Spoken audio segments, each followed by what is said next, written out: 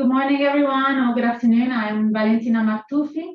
I'm a public health master's, and I'm doing a public health PhD at the moment, and I'm a researcher at CIDAC with my colleague here. Hi, I'm Saniva. I'm a statistician. I have a master in net political separation statistics, and I work in CIDAC. Great. Thanks, Marianne. Over to you. Thank you very much.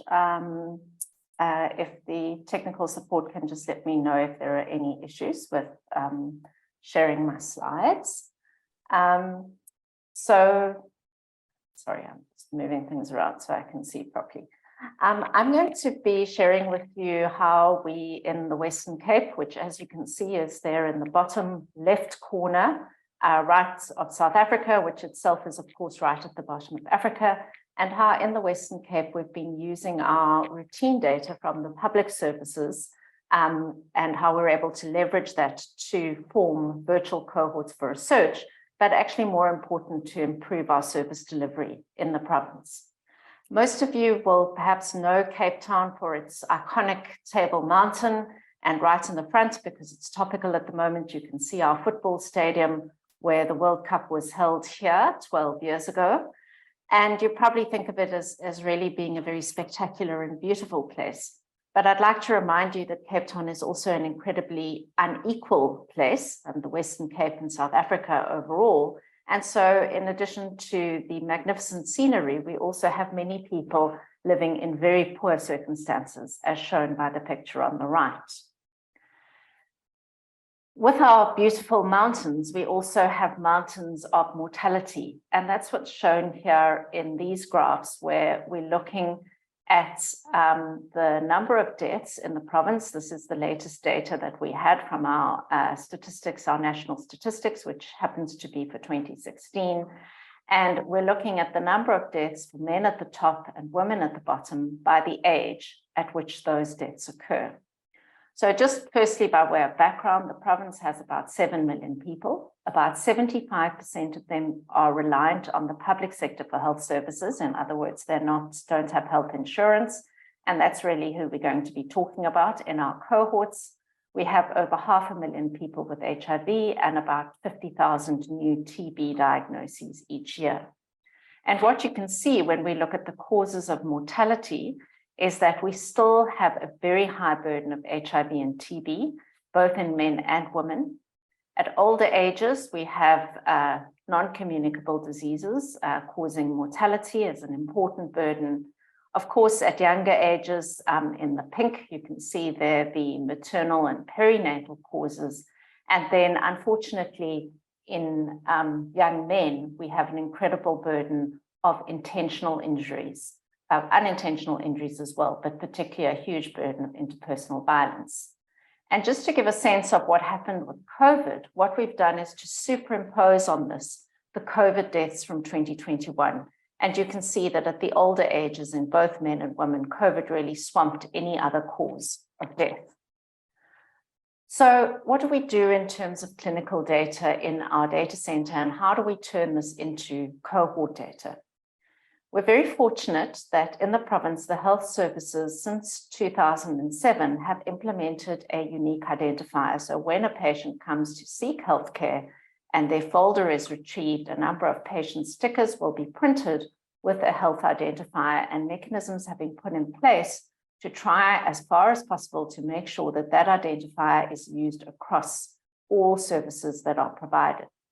So for any service that results in any kind of electronic footprint, whether that is a visit to a primary care facility, a laboratory test that is done, a medicine script that is dispensed, or even a visit to a household by a community health worker, that data can then be brought in and linked using the unique identifier. We then go through a process of what we call data beneficiation, which I'll talk a little bit more to, where we actually turn that data into meaningful health data and are able to then use that for a range of different purposes, primarily improving patient care, also reporting requirements, and then finally for the virtual cohorts that we use in analyses. So I'd just like to talk a little bit more first through the left-hand aspects of the slide and the unique identifier and data sources, and then secondly through the right-hand aspects and the data beneficiation process.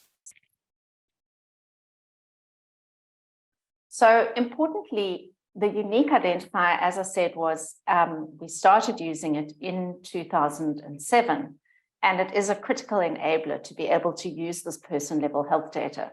But what we've learned, and I think this is important for other settings, is that it doesn't have to be perfect in order to start. So what we found is that way back in 2007, our first hospital systems started to have our first hospitals, big hospitals, started to have electronic records available, and that this gradually got rolled out to all the hospitals and finally to all the primary care services. And while we started with a range of paper-based registers for diseases like TB and HIV, we were able to, over time, turn these into electronic registers.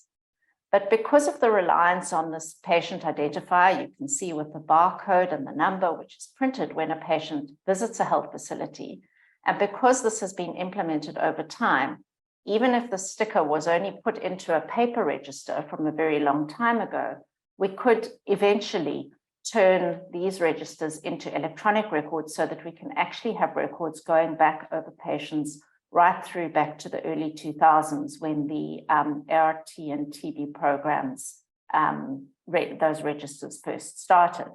And so some of you may have heard of the terminology for capture of particularly HIV, but also clinic data, which is eFirst, eFast, and eLast. And what we added to that was eventually, because even if we have paper-based records, if you have that unique identifier, one can eventually add those records to the effectively electronic health record, although it's not a full EMR. Now I'm going to talk to the right-hand side of this picture and the data beneficiation process. And importantly, we do not have very good and robust coverage of disease coding. But what we've been able to do is to make use of a range of different data sources to make phenotype algorithms and to be able to infer health conditions. And what we do is to give different levels of confidence to the different types of evidence that we have in order to be able to say with what certainty a patient has a particular condition or what we call a disease episode. So you can see, for example, here, this is somebody who has a blood glucose above a certain level. They've been dispensed treatment for diabetes, both of which we consider as high confidence evidence that they have diabetes. They also have a community health worker who's reported that they have diabetes, and somewhere an ICD-10 code in their records. And so we can wrap that all up and say that this is a person who we think has diabetes. We can say when the first evidence was, and we can then develop what we call a cascade or a virtual cohort, where we can roll out that entire patient's treatment history and key events in their treatment history.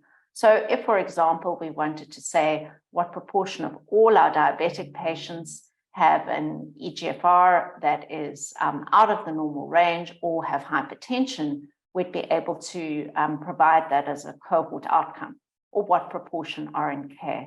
And that's how we create essentially virtual cohorts of patients. This whole process, if you want to read more about it, was published in the International Journal of Population Data Science. We then use this information for reporting, and essentially we integrate the data from all source systems so that we don't have to have all the data in a single system. We just take from wherever we can. And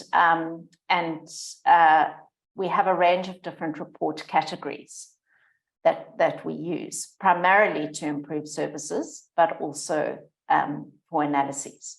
So, for example, we can have alerts where an email gets sent, or when people are accessing the data, they get an alert.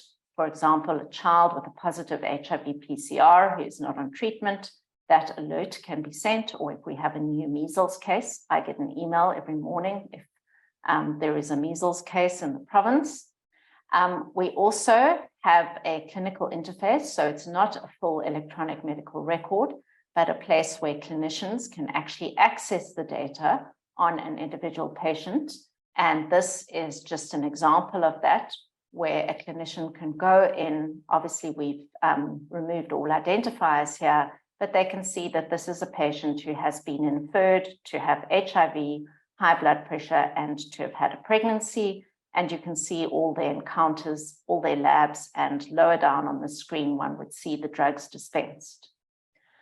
We can also develop line lists for action. So, for example, this is our TB treatment action list, where one can identify patients with tuberculosis, where there has been some evidence of not having been retained in care as they should be. So, for example, started treatment in hospital, but not actually gone to a primary healthcare center. And this actually has an interactive mechanism where one can then link and actually place a phone call to that patient and capture the data that is collected during that phone call in terms of where the patient actually is. We can also generate a number of dashboards, both internally for service as well as public-facing dashboards. And this is just an example of our COVID public dashboard that was updated daily for more than 2 years throughout the pandemic. And what's interesting is here you can see how during the COVID waves, the number of public views of the dashboard increased and actually mirrored the wave. And this is another example of a different dashboard, which is our safety dashboard, showing the number of visits to our emergency centers. And what happened in South Africa was during the peaks of COVID waves, alcohol was banned in order because of our huge interpersonal violence burden, which is very closely linked to alcohol use. And so to free up hospital capacity, alcohol was banned. And you can see, for example, in this dashboard, how the presentations to trauma facilities when that ban was implemented just plummeted, and then the resurgence when restrictions were lifted. And then finally, we get to the epidemiological analyses. But before I talk to those, I think what's important is to realize that it's the people behind the system that make it work rather than the system itself. And what we've realized from COVID in particular is that having the right people in place enables one to pivot to whatever the current health priority may be. So very briefly, just to highlight a couple of analyses that we did during the COVID epidemic. This was an analysis we did early on during our first wave of COVID. We'd already heard about the major risk factors for poor COVID outcomes from other country settings, but nobody had really been able to look at the impact of HIV and TB, which were high burden issues in our setting. And so very early on, before we'd even had 100 deaths in people with HIV, we were able to show that there was a modest increased risk of mortality for people with TB and HIV, with really just because of this cohort data that we had available. In the interest of time, I'm not going to go through this in detail, but essentially we were subsequently able to look in a much more detailed study at the risk factors for death among people with HIV, and to show that a low CD4 count, not being on treatment, and having only recently been diagnosed with HIV were placed you at increased risk of COVID death. And then we were also able to show that vaccination was protective. And I'll just flip through that. What we've also done a lot during COVID, particularly because South Africa was often a place where variants were first identified, was to be able to look at the clinical severity of different variants, either by just looking at the outcomes during different waves, because each wave was caused by different variants. But more importantly, and where the data center really came into its own, was the ability to link clinical and laboratory data so that we could compare people who were infected with different variants at the same time, either by using proxy markers or for different variants, or by actually linking to whole genome sequence data. And then I think lastly, and particularly in the context of this meeting, the important thing is that once the system is in place, one can add other elements. So, for example, we did serology testing on some of our patients, and from that, we were able to use patients who'd had serology testing to look at the protection conferred by being antibody positive and the additional protection provided by vaccination. I'm going to skip through those results in the interest of time. Essentially, we showed that having a prior infection was strongly protective. And then what we're doing at the moment is to add respiratory viral surveillance. And so we'll be able to look at sort of current respiratory viruses that are circulating and also any emerging respiratory viruses and outcomes in those patients. And then very finally, of course, this is all very well, but it only tells us what's going on with people who are in the health services and actually accessing healthcare, because we are reliant on people's visits to clinics and receiving drugs or receiving laboratory tests. But what we've been able to add in is data collected by community health workers who visit people in their homes. So we have facilities for that to be added in. And then in a very exciting new development, we are also going to have 2 demographic and health surveillance sites in 2 parts of Cape Town, where we will be adding in detailed data collected within people's households and in the community. And I'll end with that and just thank all the people who are involved in the team and hand over to Valentina and her colleague as my co-presenters. Thank you very much. Great. So I will be presenting CIDAC's experience with leveraging routine health data to create virtual cohorts. So a brief overview of what I will cover in this presentation. So I will talk a little bit about who we are, who CIDAC is, what we do, which data we use, how we link our databases, and what is the result of that. So we'll talk about CIDAC's cohorts. And finally, a little brief overview of what we do with our cohorts. So CIDAC is the Center for Integration of Data and Knowledge for Health.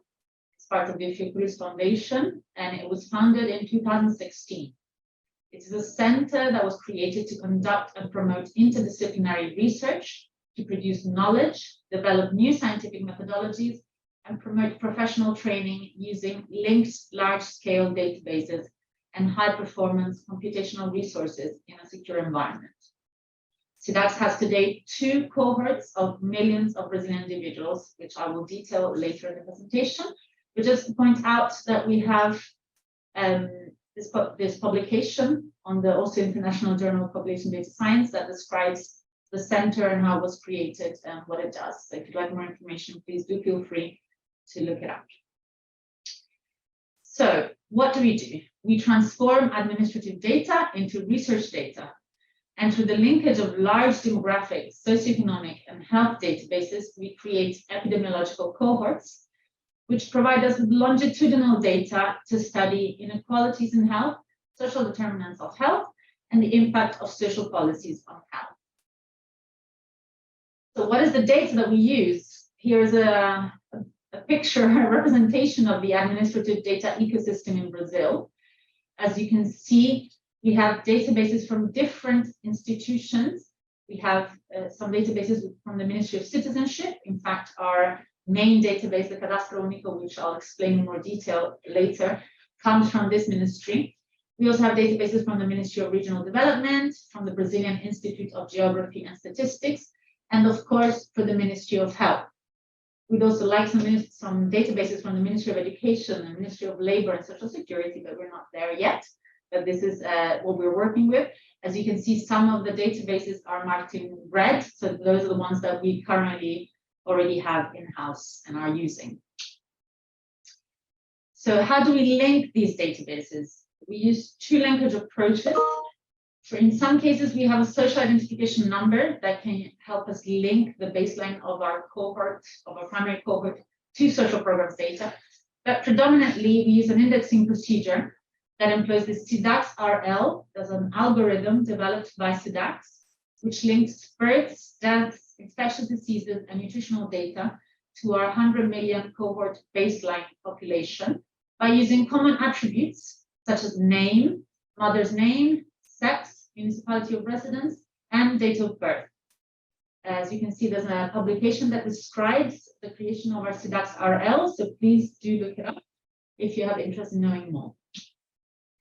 So just briefly explain our linkage process. There's two phases. One is the pre-processing of data, which is a process that means to ensure that the quality of the data is good enough in order to facilitate the subsequent linkage of this data. These are the steps that are a brief overview of the steps that involve this pipeline pre-processing of the data. And below are the tools, the computational tools that are used in order to carry out this process. This process helps us clean and standardize the data so that it will be more easy to link and then to verify the quality of this linkage subsequently.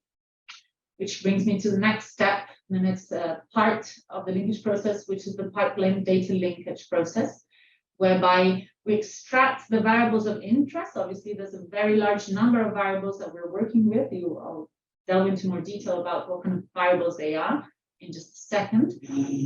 So we only extract the ones that are of interest in any given time. We link them using the CIDAC RL.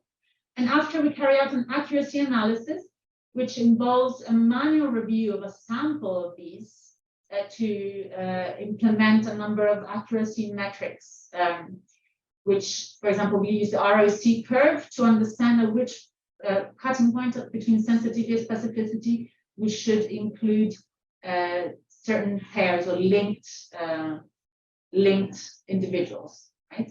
So this is a very brief overview of this process. If you'd like to know more, do reach out or look at our publications. We're always happy to share our experience, and Samila is our expert top person for this.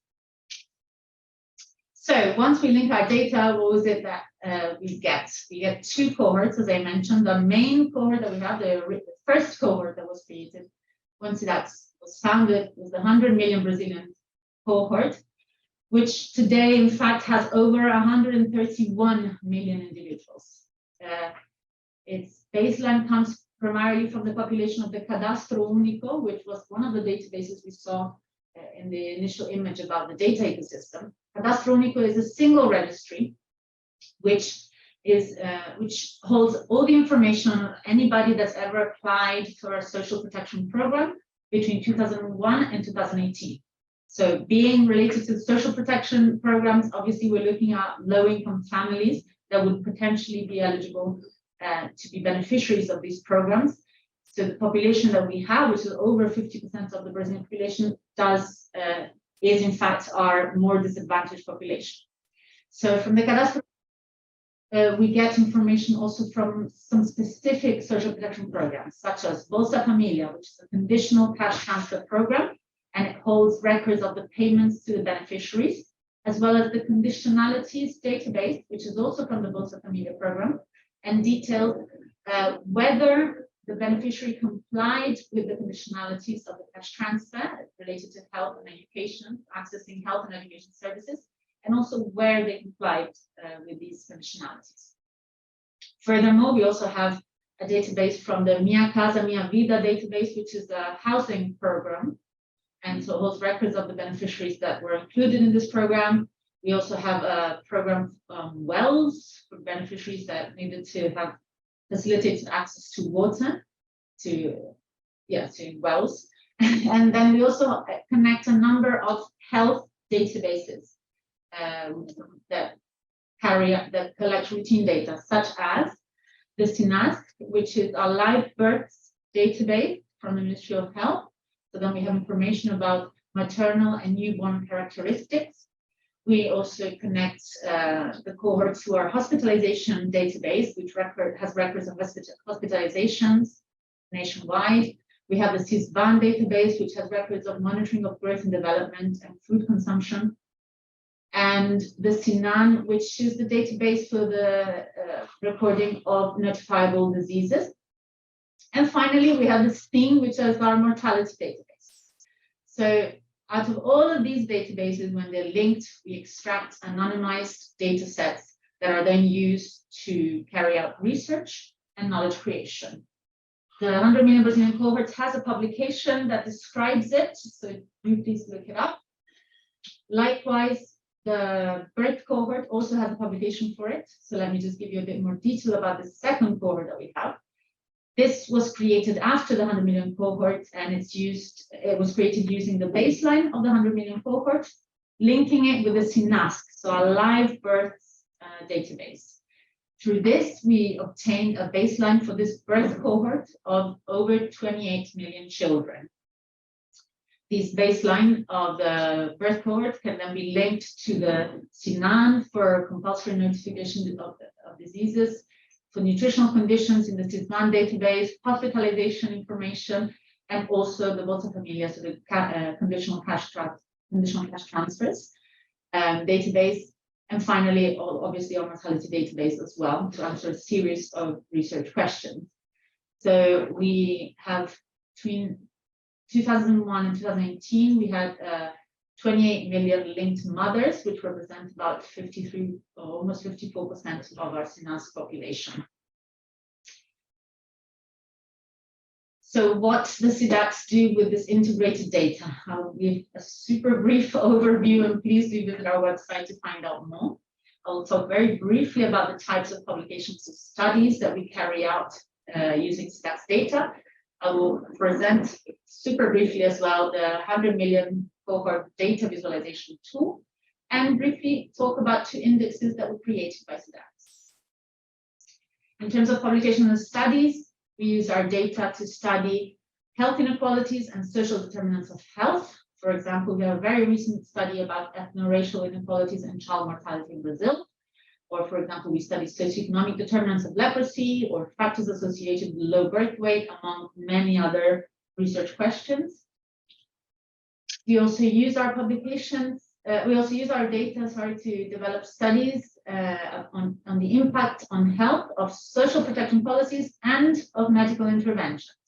So we've studied a lot the impacts of the Bolsa Familia program, our conditional cash transfer program, on health issues such as suicide or cardiovascular disease. We also studied the association between cesarean delivery and child mortality, another recent study that's very interesting. I encourage you to look up. And that was a super brief overview of our publications. And let me just show what our data visualization tool looks like. You can find it at that address that appears at the top. So here you can select a number of variables and choose modalities of visualization in order to see the characteristics of our 100 million cohort. So please do feel free to visit the visualization tool and see if you find any interesting data. Interesting information. Finally, the CIDAC also created two indexes based on its cohort data. One is the Brazilian Deprivation Index, which reports levels of material deprivation in different areas of Brazil, as composed of variables related to income, education, and household conditions. And then more recently, we created the COVID-19 Social Inequalities Index, which measures the effect of social inequalities in the context of the COVID-19 pandemic. And it includes variables such as socioeconomic, sociodemographic, and access to health services indicators. This is it. Thank you very much. And I guess we'll look at whether we have some questions now. Thank you. Thank you so much, Valentina, for that lovely presentation. I'm looking in the chat and I don't see any questions right now, but I know you've posted some articles and things in the community board. So I would definitely direct the audience for you all to check out the different articles she's presented in the community board. But right now, I would like to direct us to the next session, which is going to be focused on introducing cohorts in a box. And so that will be in the next session. So you can click out of this session and go into the next session. And feel free to answer the poll if you want. That's where we asked if you had a superpower, do you choose? What superpower would you choose?